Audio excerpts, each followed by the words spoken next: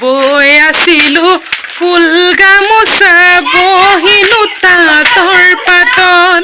সেই গামোচা দিবলৈ নিলিখিলে কপালত সোণা মোৱা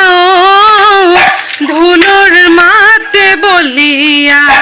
কৰে সোণা মোৱা পেপাৰ মাতে বলিয়া ঢোলৰ মাতে বলিয়া কৰে ফালৰ চোতালত দুপৰীয়া নিজানত বৈ আছিলো ফুল গামোচা বহিনো তাঁতৰ পাতত সেই গামোচা দিবলৈ নিলিখিলে কপালত সোণা মোৱা